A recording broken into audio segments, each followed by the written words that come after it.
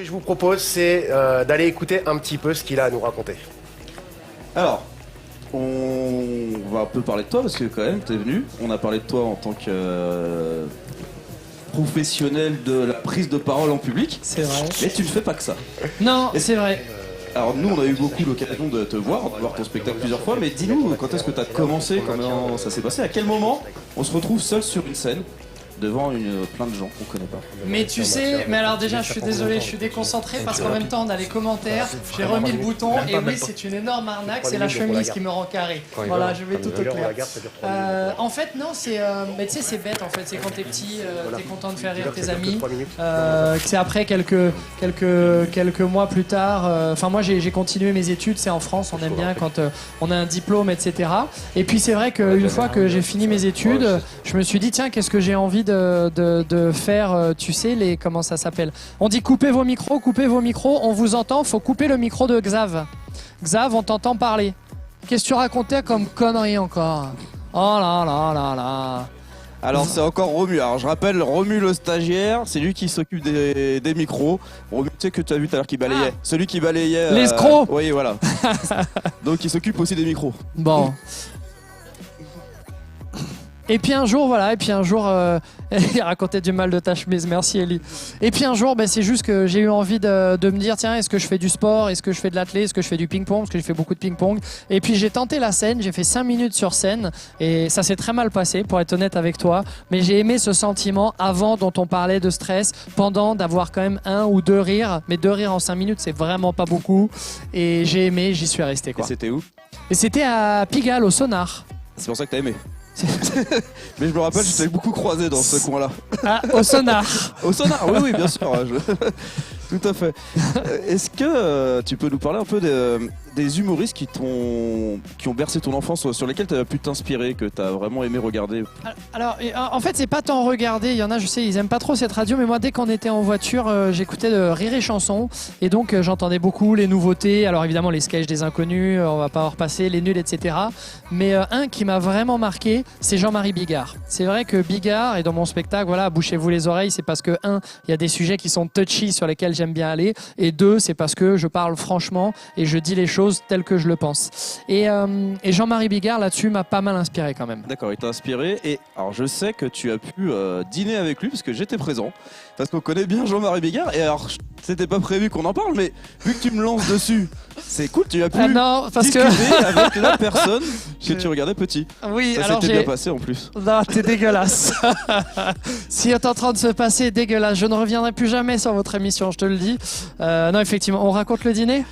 Rapidement. Bon, rapidement, concrètement, c'était au moment où effectivement l'affaire de Jean-Marie Bigard, vous savez, il y a un an et demi, où Muriel Robin lui avait dit voilà ce que t'as dit sur les femmes, c'est pas bien. Et il avait beaucoup de monde contre lui. Et c'est vrai que j'avais pas fait attention, il avait bien bu. Et moi, pour mettre ça vraiment. Ça quand même. Ouais, bon, et j'avais pas fait attention qu'il avait bien bu et qui lui dit naïvement mais je comprends pas, pour un mec qui a rempli le Stade de France, est-ce que vraiment ça te touche cette affaire en ce moment avec Muriel Robin? Je me suis fait insulter pendant 15 minutes. Je vais t'accrocher là-haut, te mettre du barbelé dans le cul, espèce de connard et tout.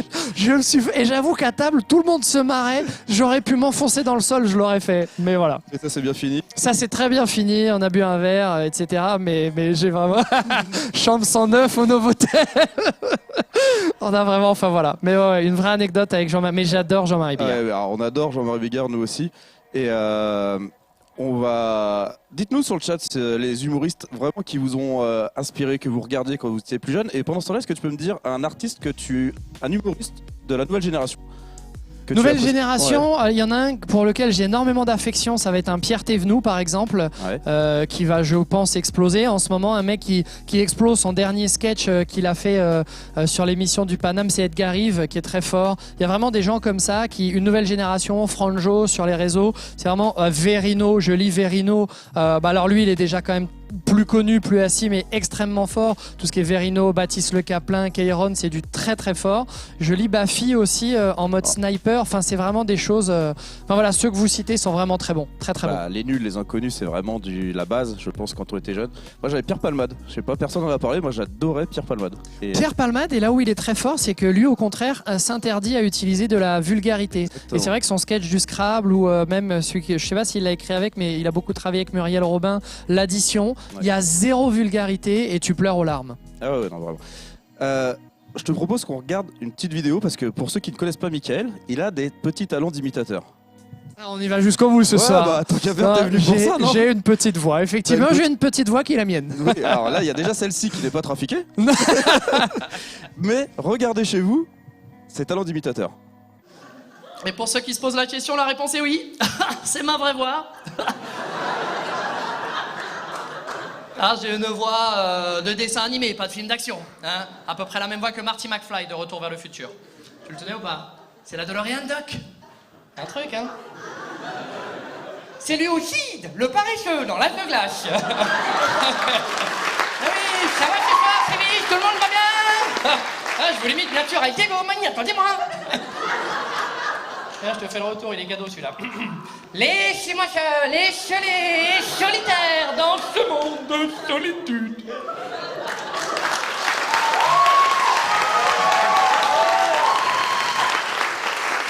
Ça me fait mal, c'est parce que je suis en train de lire dans vos yeux. Bah, il le fait bien, les billes, lui, non?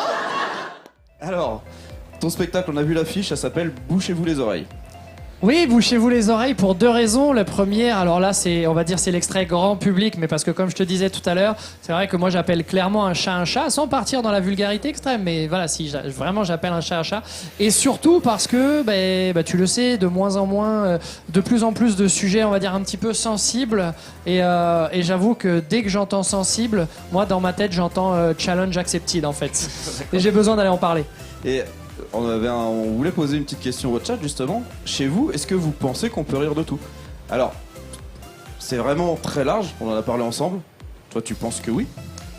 Moi, je pense que oui, mais c'est toujours pareil. Il faut que ce soit drôle et c'est ça la difficulté. Et là où je peux rejoindre parfois, c'est t'as des jeunes humoristes qui vont faire des... Et moi-même, j'ai fait cette erreur, qui vont utiliser des sujets très durs pour essayer de choquer, etc. Mais moi-même, je l'ai fait, donc je peux pas dire... Je pense qu'on peut rire de tout, mais il faut vraiment être sûr de la vanne, l'avoir rodée et avoir un peu de backup avant de pouvoir peut-être aller sur des sujets un peu touchy, on va dire.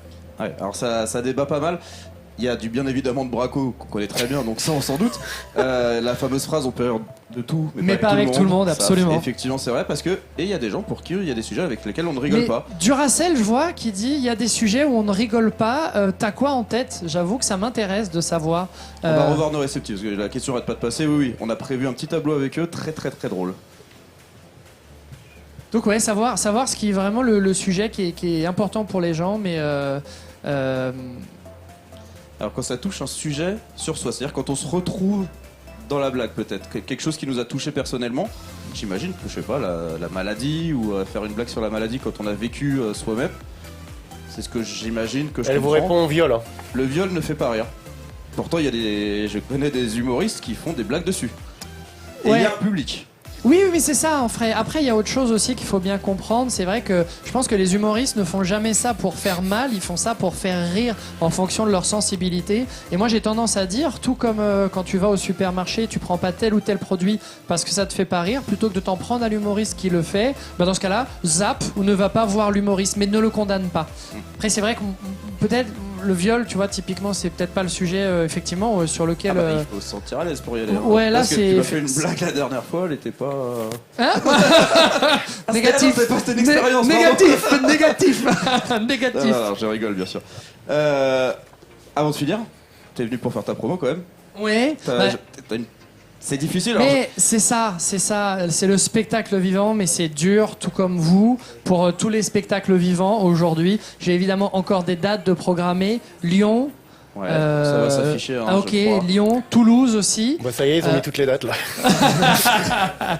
mais voilà, on espère vraiment pouvoir les maintenir. On espère qu'on va pouvoir revenir. Moi, tu vois, typiquement, j'aimerais que les gens puissent revenir, même avec leur masque, parce qu'on l'a fait entre les 2 confinements, ça marchait, les gens respectaient. Mais aujourd'hui, voilà, on ça peut aussi, pas. c'est un débat qu'on peut avoir entre artistes. Pareil, dites-nous aussi, j'aimerais bien savoir les personnes qui sont prêtes à aller voir un spectacle, même si c'est masqué. Nous, on l'a fait. C'est vrai que la première fois, on n'était pas trop chaud pour le faire devant des personnes masquées, mais au final, si c'est le seul moyen de revenir dans les salles de théâtre et qu'il faut que les gens soient masqués, je pense qu'on est tous prêts à faire l'effort et y aller masqués. Nous, on joue même masqués. Ouais, on est prêt à le faire, franchement, moi je suis prêt. Et même le masque, c'est drôle, c'est à l'impression de jouer devant un public de sud-coréenne pendant une épidémie de gastro. En vrai, c'est drôle. Enfin voilà, on peut rire, et je pense que si ça peut permettre aux gens de se détendre, si ça peut permettre aux intermittents de retravailler, bah, ça peut être génial en fait. Bien sûr. Le Café Oscar, je voulais juste revenir vite fait là-dessus. Oui. On te retrouvait le jeudi et le vendredi. Est-ce que c'est prévu de reprendre aussi? Alors c'est prévu, le Café Oscar, mais comme toutes les salles, connaît quelques difficultés, mais dès que ça va rouvrir, bah, précipitons-nous, soutenons le spectacle vivant, allons soutenir les artistes. Moi je présente là-bas les jeudis et les vendredis soirs, et voilà, allons-y quoi, tous ensemble, rigolons, reprenons notre vie d'avant. Super. Et ben merci Mickaël en tout cas pour. Merci à toi, merci à tous pour l'invitation. C'est nous.